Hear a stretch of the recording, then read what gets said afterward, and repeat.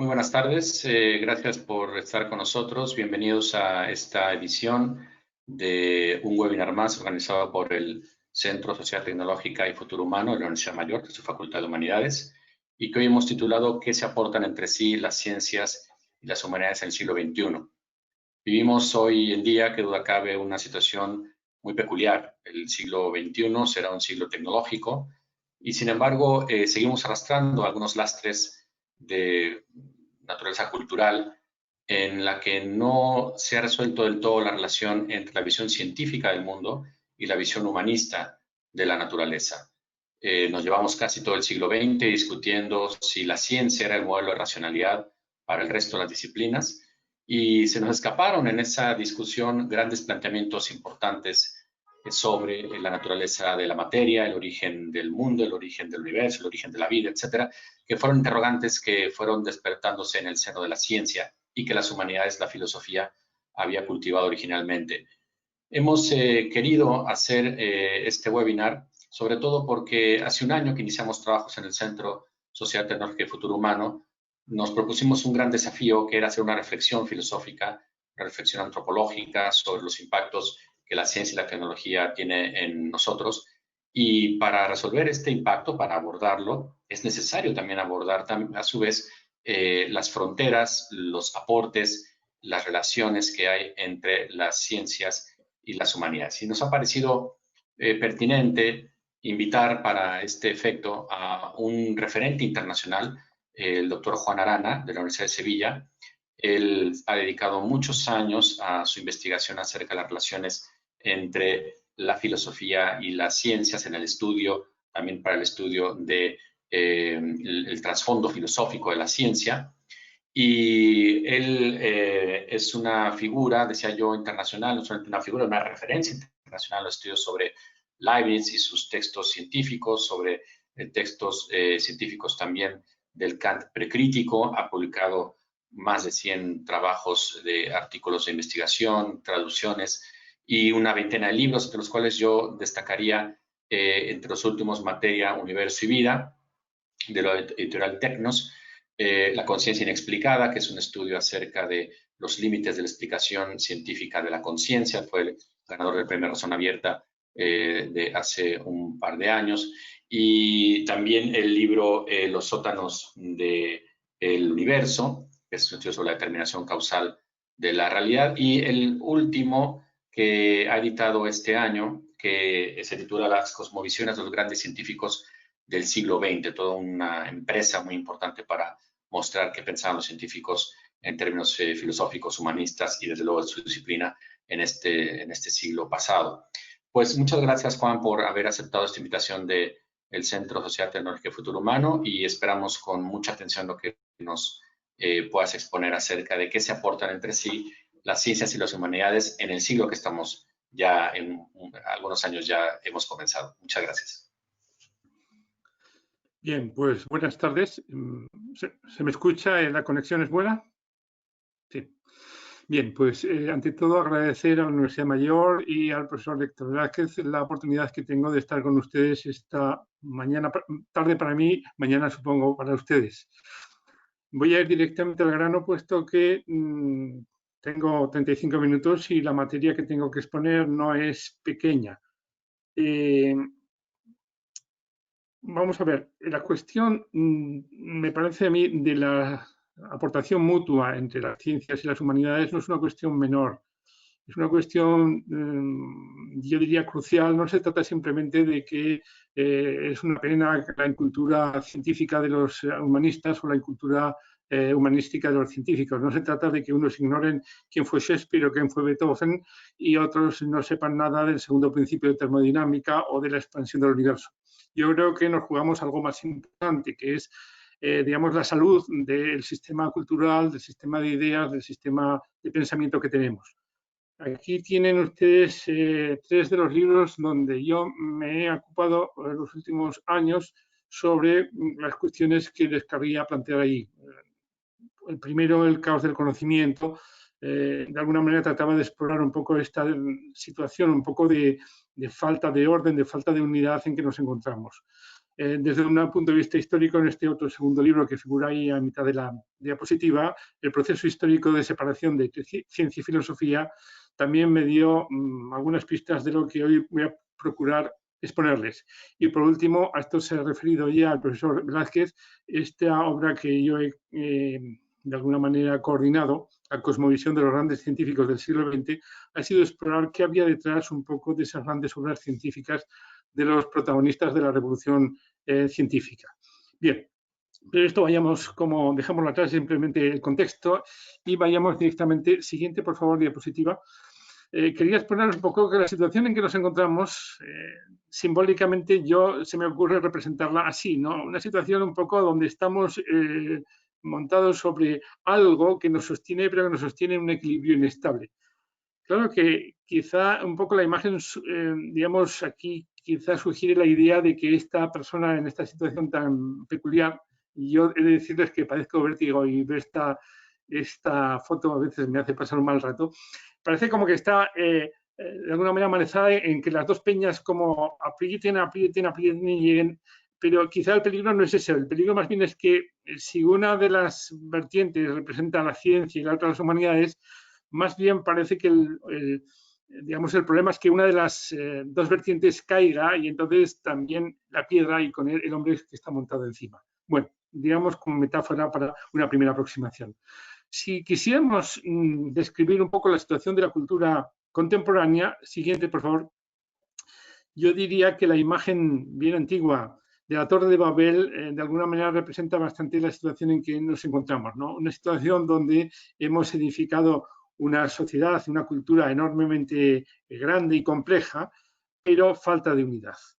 Tan falta de unidad como que ya somos incapaces de encontrar una unidad, un modo de conexión, de entendernos, un lenguaje que sea común y que nos permita seguir hacia adelante, ¿no? En ese sentido, quizá la empresa fue demasiado osada y nos hemos quedado a mitad del camino.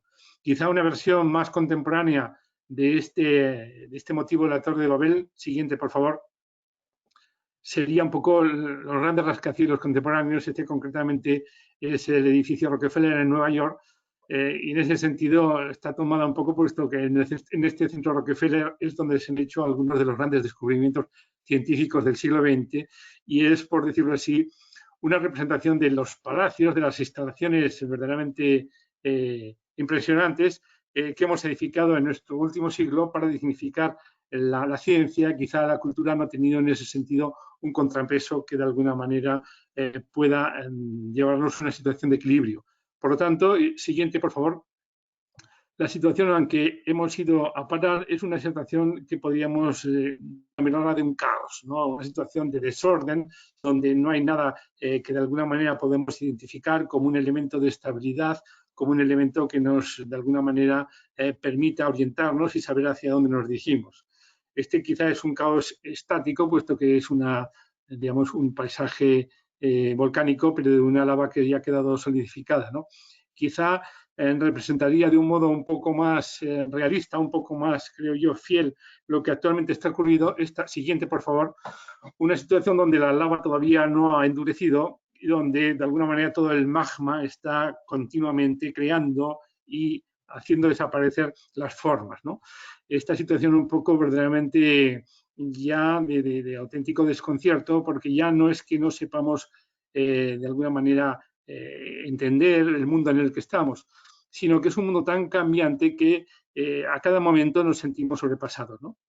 En definitiva, todo esto nos lleva a pensar que el problema del conocimiento, el problema de la cultura que queremos edificar es el siguiente, por favor, es el problema de un enorme laberinto, un laberinto en el que no hay manera de encontrar un poco el modo de orientarse, ¿no? Se supone que si quisiéramos llegar a ese templete, pues no es nada sencillo, puesto que perdemos todo nuestro tiempo en idas y venidas, que en definitiva no nos dan ninguna garantía de que estuviésemos avanzado de un modo real. Bien, quizá tengo que avisarles que ya ven que estoy yendo bastante deprisa y en ese sentido, un momento todavía, por favor, todavía seguimos en el anterior. Digamos que estoy yendo quizá demasiado deprisa y estoy haciendo afirmaciones que probablemente habría que matizar mucho. asumo este peligro, asumo el peligro de simplificar demasiado y decir cosas que probablemente tendría que cambiar, que de alguna manera moderar, porque por lo menos quisiera comunicarles una idea general que de alguna manera les permitan a ustedes, por decirlo así, hacerse cargo de cuál es mi diagnóstico y cuál sería incluso mi propuesta, para después ya, a partir de ahí, en la discusión o cuando sea, ver todas las, de alguna manera, las cosas que por la prisa y por la simplificación hemos dejado aparcadas. Entonces, evocaba una situación donde esto todavía no se había producido y, por supuesto, el cuadro siguiente, por favor, el cuadro de Rafael, la Escuela de Atenas, que, como saben ustedes, está en las estancias vaticanas y que es una representación idealizada de lo que fue la cultura griega y más concretamente la filosofía griega. No solamente la filosofía, sino la ciencia, ¿no? Porque si ven ustedes en esta escena, por supuesto, está Platón y Aristóteles en el centro de todo el escenario, pero si ven en el rincón de la derecha están los astrónomos con sus globos que representan el cielo, están también los matemáticos, ahí está Euclides agachado y parece que dibujando sobre la pizarra que tiene a sus pies un teorema geométrico. En el otro extremo pues hay los filósofos de todas las corrientes, es decir, aquí es una escena donde se ve que esta cultura no había perdido todavía su unidad, no había perdido su conexión. Y en ese sentido era relativamente fácil hacer planteamientos transversales, planteamientos donde de alguna manera pues, uno tenía una cierta imagen del mundo que vivía y de la sociedad que la amparaba. ¿Cuánto tiempo duró esta situación relativamente idílica? Por supuesto, no es que todo fuese verdaderamente ejemplar, ¿no? Pero yo creo que esta idea de una cultura única sí que se mantuvo no durante siglos, sino incluso podríamos decir que durante milenios, ¿no? Puesto que incluso cuando empezó lo que llamamos ciencia moderna en el siglo XVII, todavía se mantenía ese ideal del sabio universal, esa idea de la persona que era capaz de conocer los principios y las principales conclusiones de todas las disciplinas, tanto las humanísticas como las científicas. Pues, por ejemplo, estoy recordando ahora mismo que Galileo Galilei escribió un trabajo sobre la Divina Comedia de Dante, ¿no? Pues un personaje como Descartes era un sabio verdaderamente universal. Incluso Newton se decía de él que sabía más de teología que de matemáticas o de física. Leibniz no digamos, prácticamente no hubo ciencia que no alcanzase, ¿no? Y Pascal, que conocemos como un pensador religioso y como un pensador que tiene también una calidad literaria excelente, fue al mismo tiempo un matemático de primer nivel y un físico que hizo descubrimientos de primera línea, ¿no? Eso nos lleva, siguiente por favor, a esta representación, si quieren también idealizada, que espero que podamos ver a continuación. Aquí lo tienen. Este es un grabado del siglo XVIII donde se hace una representación de las ciencias que en aquel momento se habían puesto de moda. Y ya ven que es una representación un poco quizá proteica, un poco, digamos, extraña, pero ahí se ve un poco cómo no se consideraba que la ciencia, la geografía, la astronomía, la matemática fuese algo reservado, era más bien algo que se posesionaba de la sociedad y que de alguna manera no se constituiría una especie de torre de marfil donde unos pocos iniciados estaban de alguna manera conociendo sus secretos, sino había una digamos, vocación de apertura, ¿no? Estoy recordando en este momento obras que se publicaban, como por ejemplo los diálogos sobre la pluralidad de los mundos, donde Fontenelle trató un poco de vulgarizar y más pensando en damas incluso, los principios de la ciencia y la filosofía cartesiana, o otro libro que escribió en italiano Algarotti, Newtonismo para las damas, donde se trataba un poco de explicar efectivamente esta ciencia nueva y tan potente que había desarrollado Newton, de tal manera que todo el mundo con una mínima inquietud lo pudiese de alguna manera alcanzar. Bueno, pues esta situación más o menos un poco, por decirlo así, donde hubo una armonía, donde la ciencia encontró un lugar dentro de las humanidades y no como algo opuesto a ellas, llegó un momento en que se rompió. Esa ruptura yo creo que tiene lugar, también estoy de alguna manera simplificando enormemente, a finales del siglo XVIII y ya a comienzos del siglo XIX se produce una situación donde las humanidades de alguna manera entran en crisis. Es la propia filosofía la que empieza a perder un poco el predicamento, de alguna manera la autoridad que tenía sobre las mentes de la época, y entonces es la ciencia la que ocupa su lugar. Siguiente, por favor. Por favor. Entonces, esta ciencia de alguna forma invasiva, esta ciencia poderosa, transformó de alguna manera incluso los panoramas del mundo de la época, ¿no?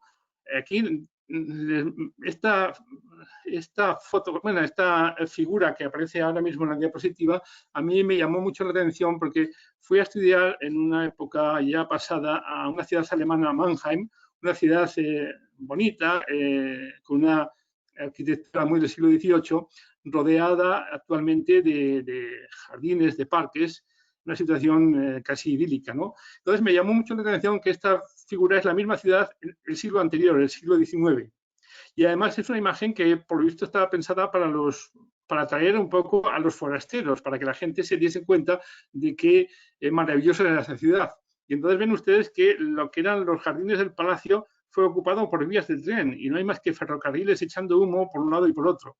Y por otro lado, fábricas repletas de chimeneas y repletas de humo por todas ellas, ¿no? Entonces, esto actualmente nos parecería simplemente una especie de imagen suicida, ¿no? Una imagen que ninguna ciudad querría dar de sí mismo, ¿no? Humo por todas partes, un ruido, trenes, industrias. Y sin embargo, en el siglo XIX esto se consideraba que era lo que una ciudad verdaderamente avanzada, progresista, tenía tras de sí, ¿no? En la ciencia no se veía una amenaza, no se veía un atentado contra el medio ambiente, sino que se veía el triunfo del hombre sobre la naturaleza, la capacidad que tendría el hombre, gracias a la técnica que la ciencia proporcionaba, resolver todos sus problemas. Tanto es así que se llegó a hacer literatura, y se llegó casi, diríamos, a mitificar la ciencia, ¿no? Y en ese sentido, las novelas, por ejemplo, de Julio Verne son una muestra bastante clara. Siguiente, por favor. Aquí tienen ustedes un poco... sí, esto también quería comentárselo. Esto es una vista aérea de la ciudad alemana de Colonia y como ven ustedes resulta un poco chocante y verdaderamente incluso nos parece verdaderamente de mal gusto muy grande que esta enorme catedral gótica, la Catedral de Colonia, una de las más bellas que hay en toda Europa, esté situada justamente al lado de la estación de ferrocarril. Esto parece que se debió a una decisión personal del canciller Bismarck, que por cierto no se le llevaba muy bien en aquella época con la Iglesia Católica. Entonces dijo que el Templo del Progreso, refiriéndose a la estación de ferrocarril central que tenían que construir, la iba a poner al lado del Templo de la Redacción. Por una curiosa ironía de la historia, en la Segunda Guerra Mundial los bombardeos acabaron con la estación dieciochesca que había colocado, pero hasta cierto punto respetaron la catedral. Por lo tanto, esa estación que ven ustedes es la estación reconstruida después de la Segunda Guerra Mundial. Pero si ven ustedes, si se fijan un poco más, ven ustedes que detrás de la catedral hay un edificio ultramoderno que la verdad tampoco pega mucho, ¿no? Y ese es un museo de arte que de alguna manera a los rectores de la ciudad no se les ha ocurrido mejor lugar que ponerlo para ya que sea todavía más estridente como el choque entre esos tres elementos, ¿no? Y se ven en la parte de la derecha hay un inmenso negocio de venta de automóviles, ¿no? Entonces yo creo que esto ya sí que es una representación bastante fiel de lo que son, digamos, la situación actual, lo chocante que es la falta de armonía, la falta de unidad y uno se pregunta, bueno, ¿cómo hemos podido llegar a esto? ¿Cómo hemos podido llegar a que nuestro paisaje sea el que refleja esta vista de Colonia en la actualidad? Siguiente, por favor. Quería un poco retomar el hilo de lo anterior y cuando efectivamente la ciencia, los científicos ocuparon el nivel que los filósofos, incluso los sacerdotes, habían perdido digamos, en el favor de las sociedades más avanzadas, por lo menos europeas, también americanas, pues empezaron a surgir un poco incluso estas figuras un poco que son de alguna manera representativas de lo que podían ser las expectativas de la época, ¿no? Estas 20.000 leguas del viaje submarino donde hay una especie de científico peculiar, el Capitán Nemo, que construye una máquina súper sofisticada, este submarino que es capaz de, digamos, navegar sumergido por todos los mares, y fundamentalmente lo que hacía este hombre era impartir justicia, ¿no? Como una especie de Robin Hood tecnológico, ¿no? Atacaba con estos barcos a los que se dedicaban al comercio de esclavos, a los que se dedicaban a las guerras y a las explotaciones coloniales, y era un modo de decir, solamente la ciencia nos puede salvar, solo la ciencia puede instaurar el orden, la moral, los valores que las otras formas culturales han perdido. Incluso, por supuesto, que la ciencia no solamente establecería orden, nos enseñaría a gobernar, nos enseñaría a comportarnos, sino que resolvería todos nuestros problemas. Siguiente, por favor. En otra de las novelas de este mismo autor, Julio Verne, se plantea un poco la gesta de construir un cañón, como ven ustedes, hay un inmenso cañón que dispararía un proyectil nada menos que hasta la Luna, y de esa manera podríamos colonizar no solamente el planeta que habitamos, sino otros, digamos, otros planetas alejados de nosotros en el espacio. Bueno, aquí ya un poco yo rápidamente también paso, de alguna manera, digamos, la ironía, o por no decir el sarcasmo, fue que efectivamente construimos al final unos cañones bastante grandes y bastante poderosos, pero no precisamente para mandar seres humanos hacia la Luna, sino, siguiente, por favor. Aquí tienen una vista, me parece, si conseguimos que aparezca, una vista de uno de los mayores cañones que se fabricaron en Alemania en la Primera Guerra Mundial, el Bertha, con el cual era, como ven, se trasladaba por el ferrocarril y era capaz de batir objetivos situados a 20 o 30 kilómetros de distancia. Era la muerte anónima, ¿no? Alguien moría porque una casa se derrumbaba porque llegaba un proyectil disparado no se sabía dónde, ¿no? O esa muerte todavía más anónima y sin cara, que eran los gases asfixiantes, donde de alguna manera la juventud europea de alguna manera desapareció, ¿no? En aquellos años terribles, ¿no? Bueno, pues aquí es donde vimos un poco la resaca de ese sueño de una ciencia redentora, una ciencia que por sí misma resolvería todos los males de la humanidad y también llenaría todas sus ansias de saber y todas sus necesidades de orientación, como ver un poco que ese sueño se convierte en pesadilla. Siguiente, por favor. Y esto, de alguna manera, fue solamente el preludio de lo que tuvimos que ver a lo largo de este siglo XX, ¿no? Otro evento también verdaderamente en ese sentido terrible y profético fue el famoso hundimiento de Lusitania, el transatlántico norteamericano, que a pesar de ser neutral fue atacado por un submarino alemán y hundido, en el cual murieron miles de personas, entre ellos, por cierto, estaba el compositor de música español Enrique Granados. Y esto fue un poco la idea de que, bueno, ya no se respeta a nadie, en las guerras, de alguna manera, todo el mundo puede morir, puesto que y las catástrofes son tan terribles como que de un solo golpe pueden morir miles de personas. Siguiente, por favor. Ya no hace falta insistir más para darnos cuenta, pues, las catástrofes, una foto de cómo quedó Hiroshima después de la caída de la primera bomba atómica y a la derecha la imagen de cómo quedó la central de Chernóbil después del accidente nuclear. Bien, que la ciencia tiene peligros que pueden ser sin cuento, puesto que pueden de alguna manera abocar a la desaparición de la propia humanidad, es algo sobre lo cual no hay que insistir, es un poco el resultado del siglo XX. Y eso ha hecho que actualmente ya no nos planteemos como tan sencillo, un poco la idea de decir, bueno, hay que conseguir que las humanidades se pongan a la altura de la ciencia, sino hay que de alguna manera conseguir que tanto las ciencias como las humanidades encuentren una situación mucho más aceptable, mucho más esperanzadora, mucho más prometedora de la que actualmente tienen. Y en ese sentido, en esta especie no diré de empezar de nuevo, pero sí de reformar a fondo todo lo que tenemos, es quizá donde tenemos la esperanza de que los problemas en el futuro se puedan ir resolviendo poco a poco. Ahora bien, ¿de qué manera se puede conseguir eso? ¿Cómo conseguir una reconstrucción de nuestra cultura donde la ciencia esté en su lugar, pero también la ética, la política, la literatura, la filosofía, la religión, el arte, encuentren un modo de alguna forma claro de unir a los hombres y no de separarlos? Siguiente, por favor. Aquí es donde yo ya trato un poco de explicarles cuál sería un poco la idea central que a mí me anima, porque obviamente he planteado, sí, esto es un caso un poco que quería comentar también un poco como complemento al anterior. Ven que en esta mesa, que parece una mesa de un, yo qué sé, de un aficionado a la electrónica o cosa similar, sin embargo, en esta mesa se hizo el experimento más terrible del siglo XX, ¿no? Esta mesa fue la que empleaban Hans y Strassmann, dos químicos alemanes, para descubrir la fisión del átomo. O sea, esto fue un descubrimiento que se hizo en el año 38 y que fue 1938 y que fue el origen directo de todo el desarrollo del armamento nuclear. Entonces, como en aquella época prácticamente, digamos, en el taller que uno tenía en el desván de su casa, podía hacer descubrimientos que después conmovían al mundo. Obviamente la situación actual es muy diferente. Siguiente, por favor.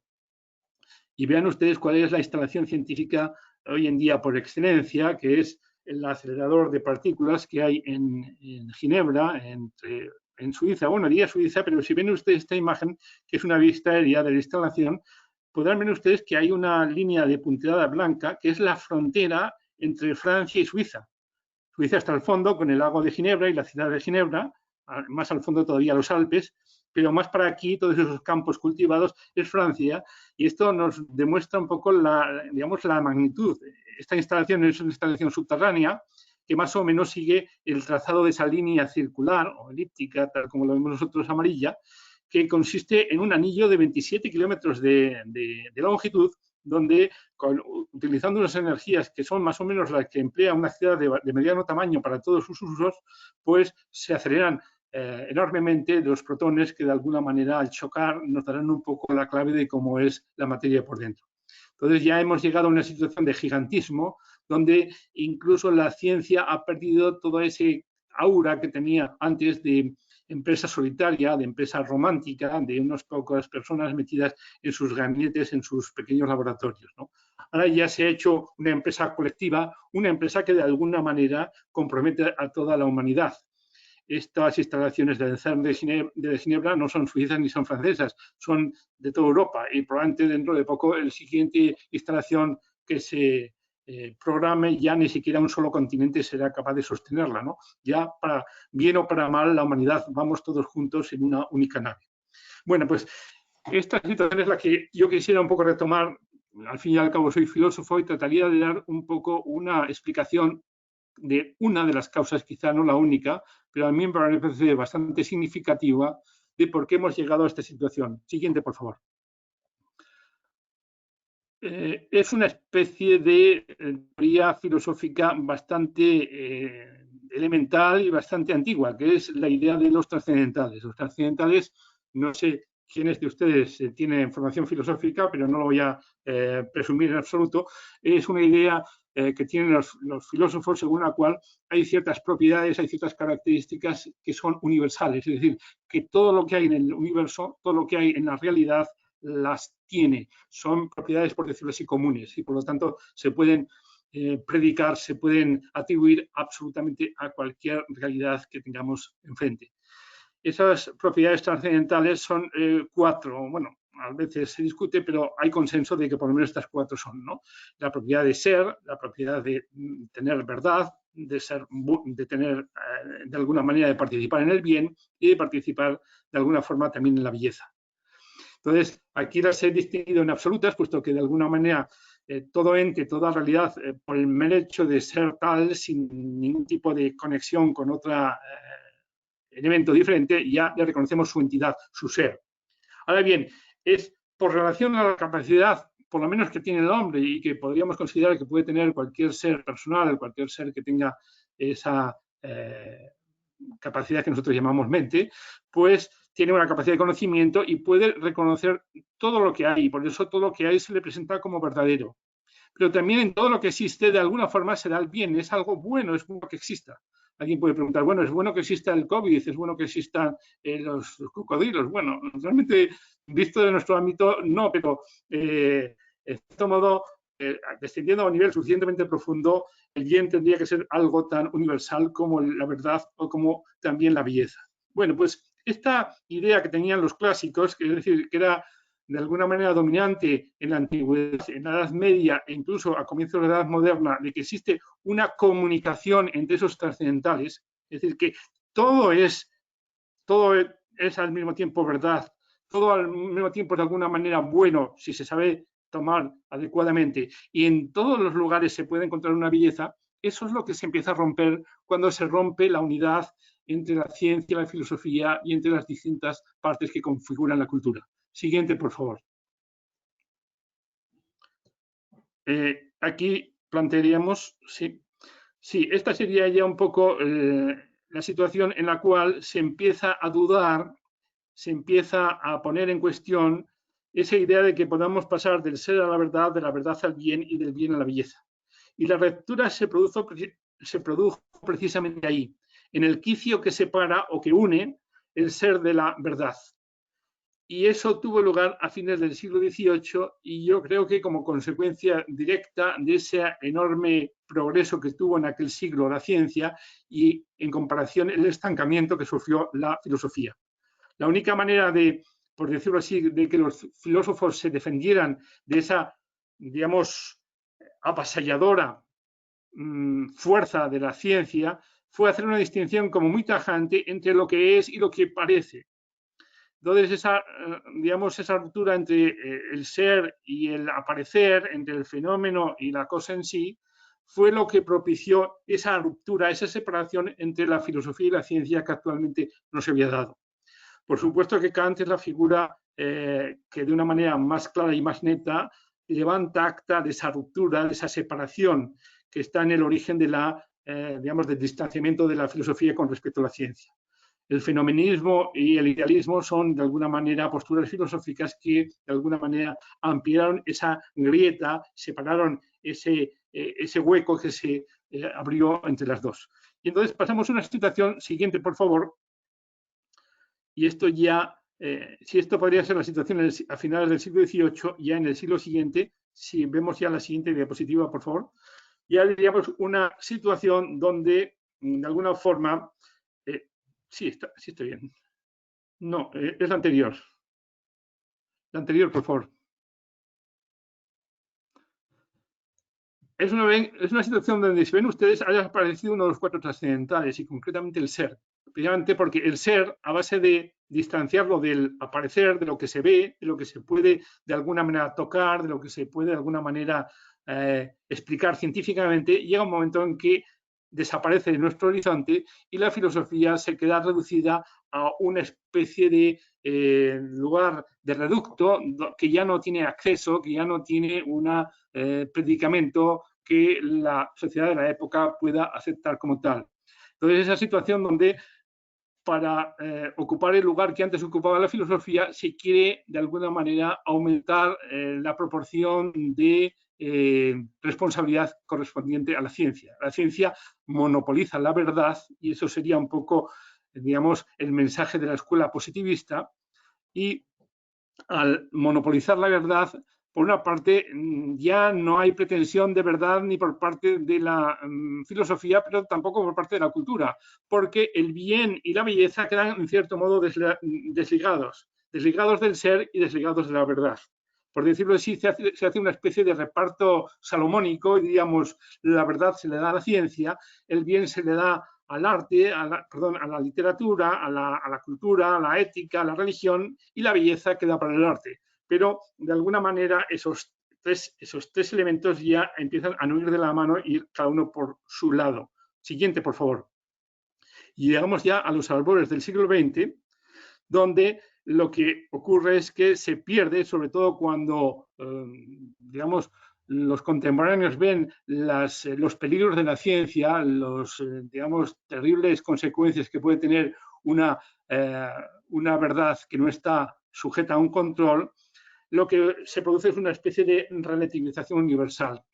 Se relativiza la verdad y en ese sentido, pues la propia ciencia empieza a no estar segura de sus propios principios ni tampoco de su propio sentido y se plantea la interrogante de si no estamos ante el final de la ciencia, pero también se relativiza el bien y entonces ya nos preguntamos si tiene sentido algunos valores que sean comunes para todos y no de alguna manera tendremos que renunciar a que haya cosas que sean buenas para todos y por lo tanto cada cual tendrá autonomía para decidir qué es lo que es bueno para él.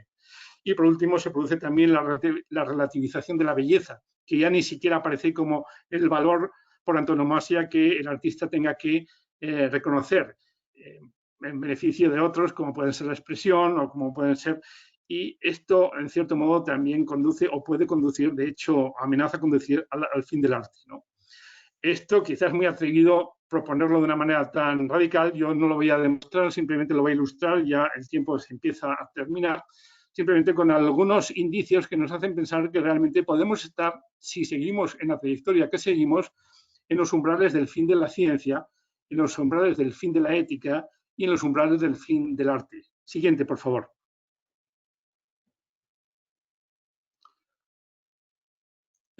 Simplemente para muestra un botón, aquí tienen dos libros de un autor que es un periodista científico, pero no un cualquiera, era la persona de la revista Scientific American encargada de un poco de tomar el pulso a los científicos, a los premios Nobel, a las personas más adecuadas. Entonces escribió un libro, El fin de la ciencia, así entre interrogantes, o la mente por descubrir, la mente sin descubrir, donde planteaba un poco la situación, un poco de agotamiento, la situación de falta de perspectivas que se detectan en muchos ámbitos de la ciencia.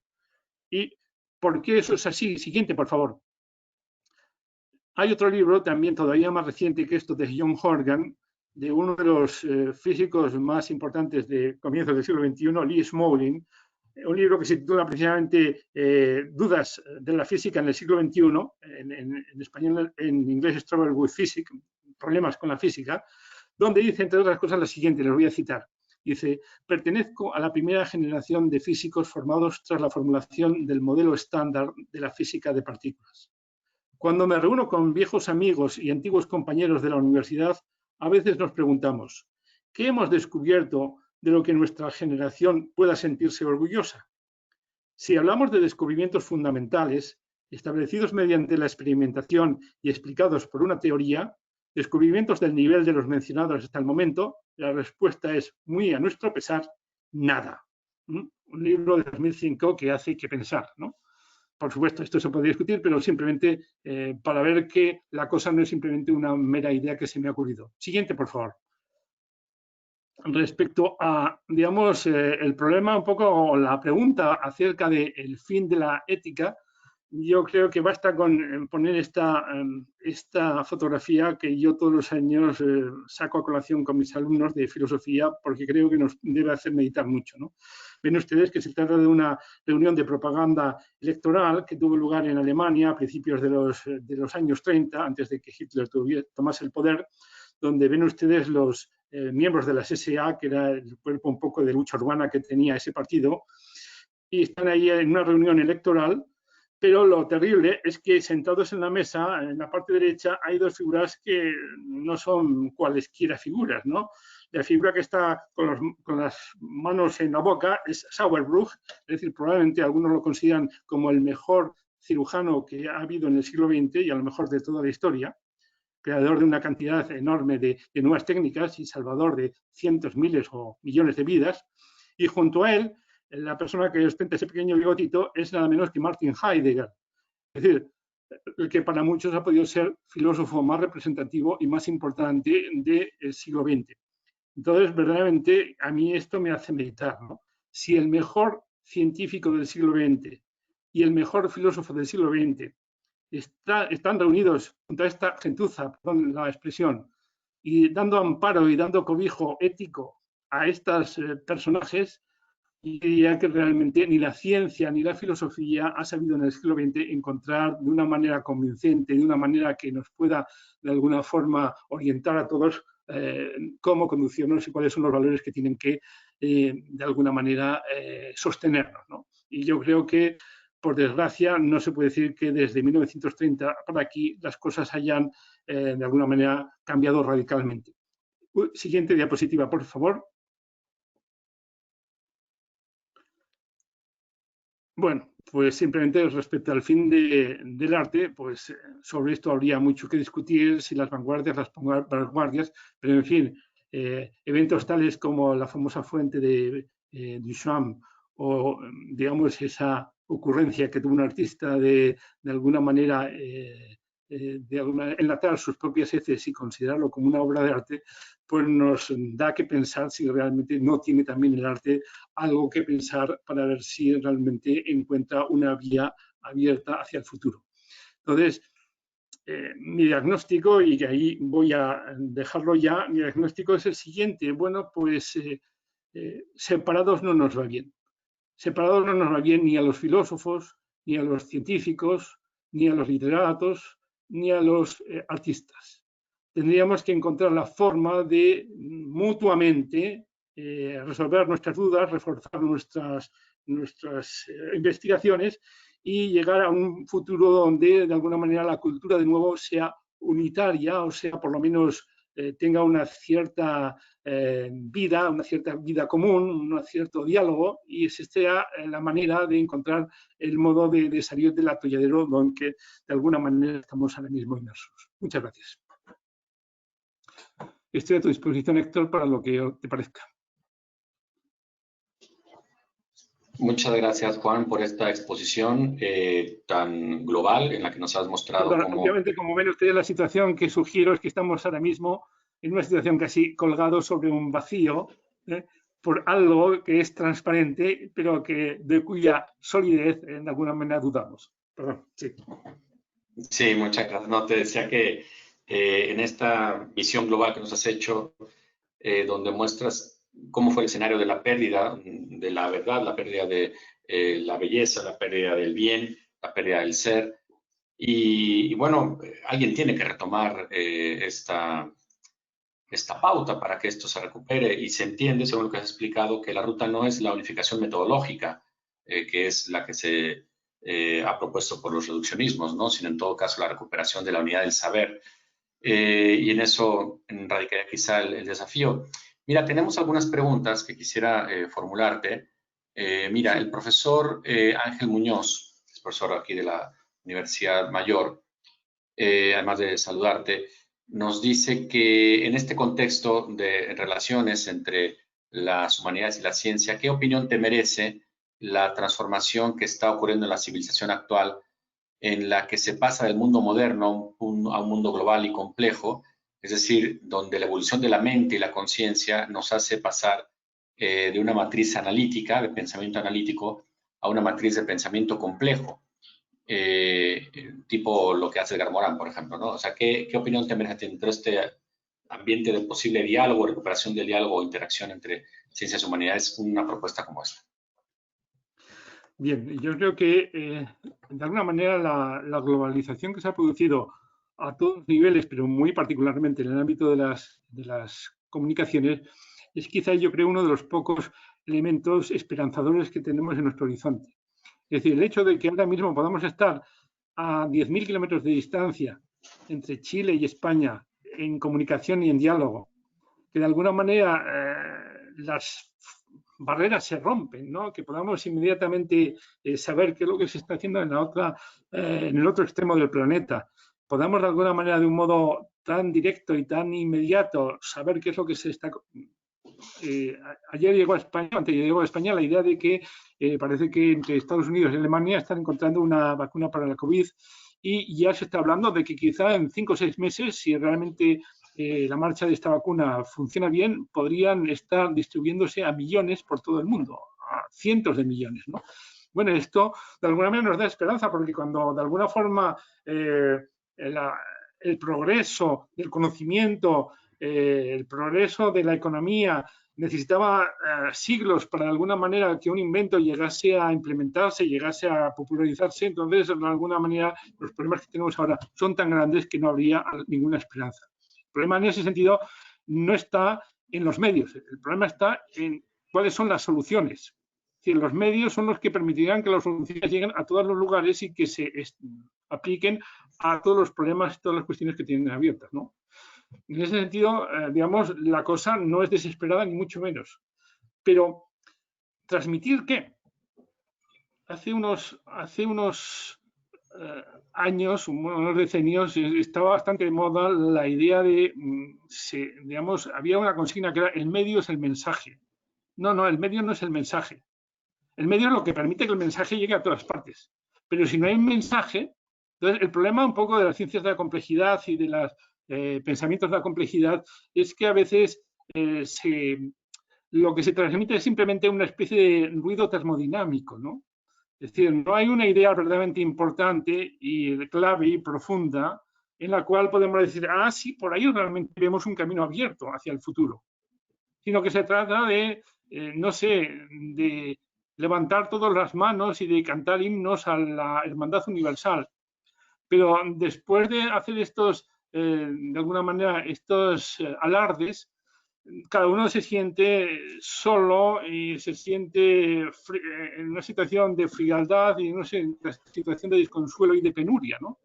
Entonces, habría que encontrar de alguna manera las grandes ideas y las grandes acometidas y las grandes soluciones que pudiesen. En ese sentido, yo creo que no se trata tanto de seguir haciendo revoluciones metodológicas, sino estamos un poco a la espera de una revolución de contenidos. Y eso es lo que en todas las partes de la cultura se echa de menos y creo que es ahí a donde nos tendríamos que apuntar, ¿no? Y en ese sentido, de alguna manera yo creo que pensamientos, por ejemplo, como los de Edgar Morin, yo creo que cumplieron su misión histórica hace 40, 30 años, cuando esta situación de globalización estaba por aparecer. Pero una vez que ya ha aparecido, se trata no solamente de establecerla, sino de aprovecharla. Y para eso, desgraciadamente, no veo que estos pensadores de la complejidad hasta ahora nos den ideas que nos ilustren. Bien, nos escribe Rolando Islas desde Canadá, nos dice que nos pregunta cuál es tu opinión acerca de la alta especialización, la hiperespecialización de la ciencia, que en buena medida ha dado espacio a un pluralismo que ya no permite dialogar. ¿Esta separación sería una consecuencia del problema de la especialización técnica del saber? Sí. Bien, la especialización efectivamente que consiste en que la gente lo sabe todo pero sobre nada, es decir, hemos ido parcelando la cultura digamos, en parcelas microscópicas y a un momento en que cada uno de nosotros sabe el tornillo que tiene que apretar, pero se escapa por completo la visión de conjunto de la máquina. Yo recuerdo en una boda, en cierta ocasión, me tocó estar digamos, en el banquete con una persona que no conocía, pero nos conocíamos en aquel momento. Los banquetes no sé en Chile, pero aquí en España duran 3 y 4 horas y uno tiene que estar dando la conversación y da para todo, ¿no?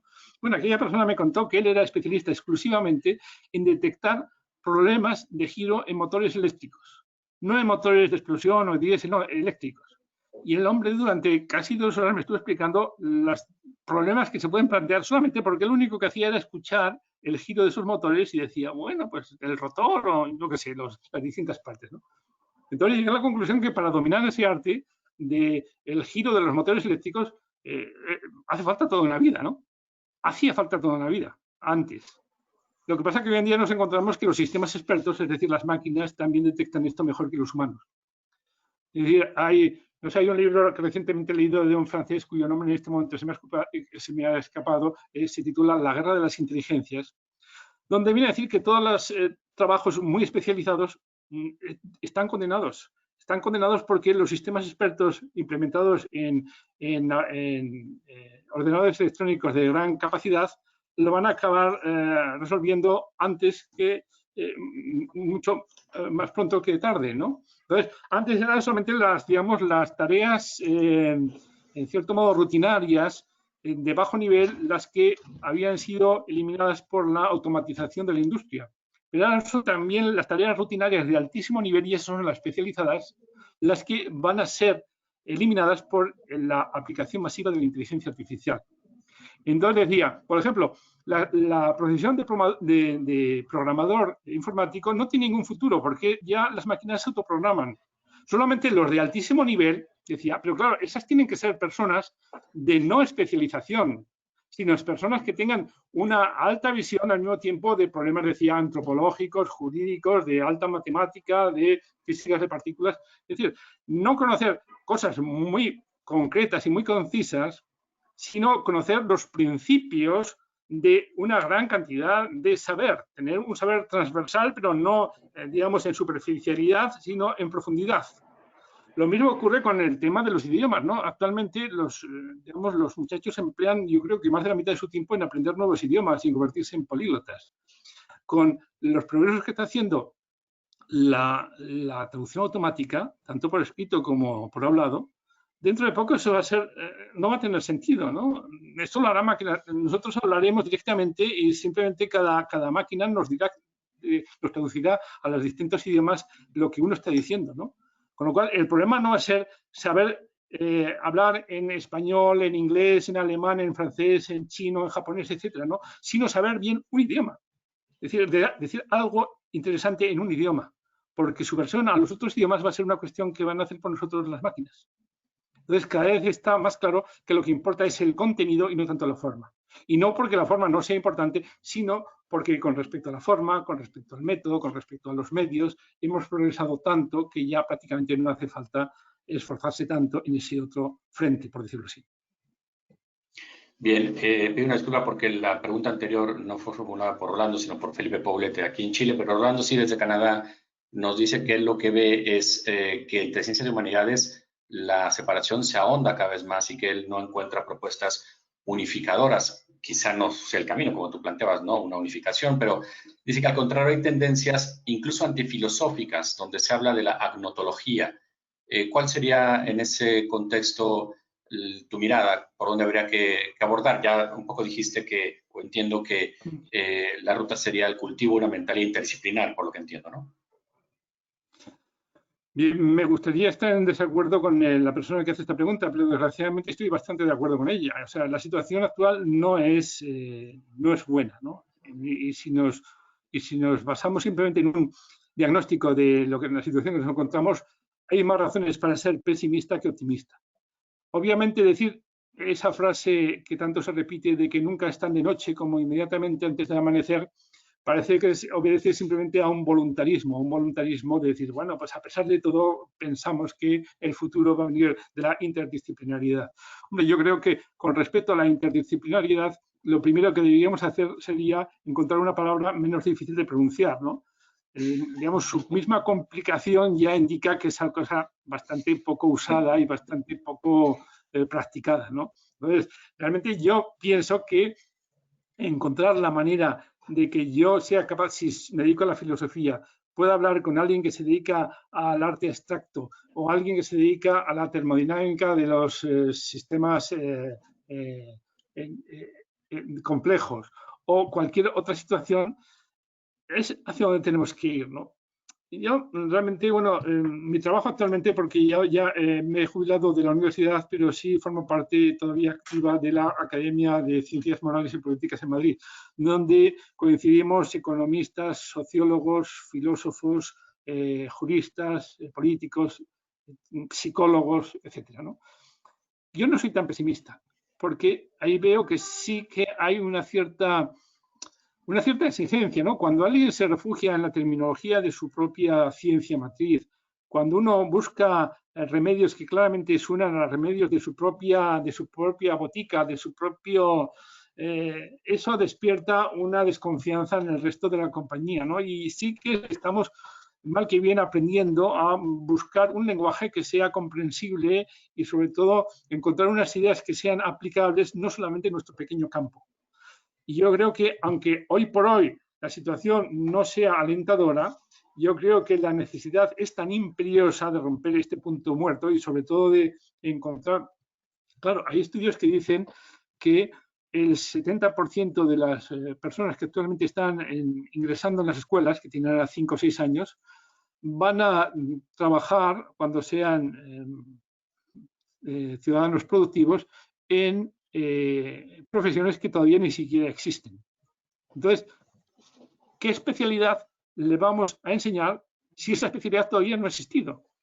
Probablemente las especialidades del futuro van a ser tan ultramicroscópicas que en prácticamente 3 o 6 meses el que tenga que trabajar con ellas las va a aprender.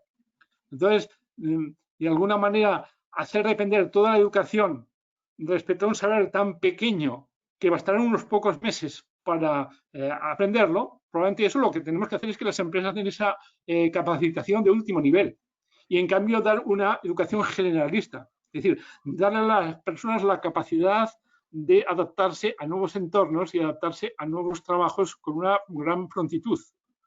En el libro La corrupción del carácter de Sennett, y esto era un libro que me parece que era de los años 90 o incluso antes, ya se decía que en aquella época el norteamericano medio cambia 7 veces de trabajo a lo largo de su vida. Bueno, parece ser que de aquí a 30 años no se va a cambiar 7, sino 70 veces. Tendremos trabajos que durarán meses, ¿no? Entonces, ¿cómo vamos a prepararnos para eso? Pues si hacemos una educación especializada, vamos seguro por completo al fracaso. Entonces, yo diría, entonces, ¿qué tenemos que explicarles? ¿Tenemos que explicarlos Shakespeare, Virgilio, Kant, Platón y cosas así? Probablemente porque esos grandes maestros de la humanidad de todas las épocas son quizá los únicos que nos pueden dar claves que se pueden aplicar a situaciones completamente inéditas que ni siquiera ahora mismo podemos satisfacer. Y en ese sentido, pues las humanidades llevan la batuta, ¿no? No solamente la filosofía, sino la preparación humanista en general. Estamos por terminar. Perdóname que te haga una matización. Yo diría que tendríamos que elaborar un nuevo concepto de humanidad en lo cual nada de lo humano fuese ajeno. Es decir, yo diría que no la matemática especializada, pero sí los grandes principios de la matemática, como los grandes principios de la biología y de la física, deberían formar parte de las nuevas humanidades. Entonces, quizás sí tendríamos una situación realmente más alentadora. Claro. Bien, Juan, pues estamos llegando ya casi al final. Quisiera dar oportunidad para un par de preguntas más. Nos escribe una pregunta el profesor Rafael Vicuña, que tú conoces bien, que está ahora conectado. Él pregunta si conoces tú la tesis de las dos culturas de C.P. Snow, si piensas que tiene alguna vigencia esta tesis. Sí. Bueno, Snow hizo realmente un diagnóstico que era completamente acertado en el momento que lo hizo, ¿no? Que fue en la primera mitad del siglo XX, ¿no? Yo creo que efectivamente el diagnóstico de Snow se ha ido agravando, pero en ese sentido sí que ha ido quedando superado en la idea de que, por decirlo así, en el momento en que esas dos culturas eran rampantes, en cierto modo, cada colectivo estaba bien seguro de sus valores y de sus principios, y en cierto modo esto como que se compadecía y como que hasta cierto punto despreciaba al otro, ¿no? Pero el problema es que este tipo de divorcios no solamente ocurre a un nivel, ¿no? Sino que pasa un poco como con el cuento ese de Cortázar de Casa Tomada, ¿no? Que al principio están en un lugar y después como que, digamos, la escisión va caminando hacia adentro, ¿no? Por ejemplo, en física es súper conocida ya desde hace mucho tiempo la escisión que hay entre físicos teóricos y físicos experimentales, ¿no? Es fama que, según los físicos experimentales, los físicos teóricos son incapaces de atarse los cordones de sus propios zapatos. Y según los físicos teóricos, los físicos experimentales no son capaces de hacer una suma de 3 números sin equivocarse. Bueno, eso va progresando y progresando. En medicina, pues digamos, la separación que hay entre internistas y cirujanos, y eso se va multiplicando y multiplicando, ¿no? Entonces, precisamente por esa idea, yo creo que llegamos a una situación donde ya tenemos todos una cierta mala conciencia de la separación no de las dos culturas, y de la separación de las 1000 culturas, la atomización de la cultura. Y esa atomización creo que nos está generando suficiente mala conciencia como para que por lo menos no nos mostremos orgullosos de ella.